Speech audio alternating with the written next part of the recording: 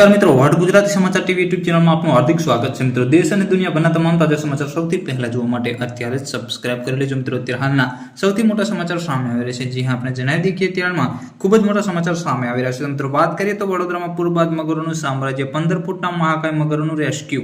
મિત્રો, પલ-પલની માહિતી વિડીયો મળતી છે। વિડીયોને લાઈક, ચેનલને સબસ્ક્રાઇબ કરવાનું ભૂલતા નહીં। અત્યારે હાલ મળતી માહિતી મુજબ આપણે જણાવી દઈએ કે વડોદરા શહેરમાં ભારે વરસાદને કારણે સર્જાયેલ પૂરની સ્થિતિએ ધીમે ધીમે સુધારો થઈ રહ્યો છે।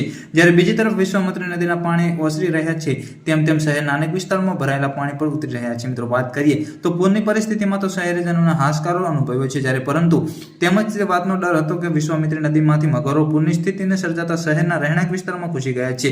વધુ માહિતી મુજબ આપણે જણાવી દઈએ કે અનેક વિસ્તારોમાં મગર જાહેરમાં ફરી રહ્યા હોય તેવી રેસ્ક્યુ કરવામાં આવી રહ્યું છે। મિત્રો, છેલ્લા 24 કલાકમાં સૌથી મહાકાય કહી શકાય તેવા 15 ફૂટના મગર સહિત વધુ 3 મગરનું રેસ્ક્યુ કરવામાં આવ્યું છે।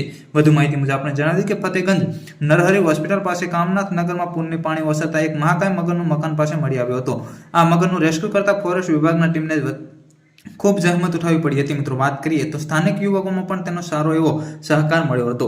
વધુ માહિતી મુજબ આપણે પણ જણાવી કે જવલ્લે જોતા મળતા 15 ફૂટના મહાકાય મગરને ફોરેસ્ટ ઓફિસરમાં લાવતા નામકેદ એવો મળ્યો હતો। મિત્રો, સારા નસીબે મગરને કોઈ નુકસાન થયું નહોતું। વધુ માહિતી મુજબ આપણે પણ જણાવી કે બીજી તરફ સાવલી રોડ ઉપર પણ 12 ફૂટનો મગર જોવા મળ્યો હતો। જીવદયા કાર્યકરો 2.5 કલાકની જહેમત બાદ તેનો રેસ્ક્યુ કરી ફોરેસ્ટ વિભાગને સોંપ્યો હતો। ફતેગંજ નરહરી હોસ્પિટલ પાસે આજે સવારે મગર બહાર આવી જતા ફોરેસ્ટ વિભાગે ટીમ તેનું પણ રેસ્ક્યુ કર્યું હતું। મિત્રો, પલ-પલની માહિતી વિડીયો મળતી છે। વિડીયોને લાઈક, ચેનલને સબસ્ક્રાઇબ કરવાનું ભૂલતા નહીં। ધન્યવાદ।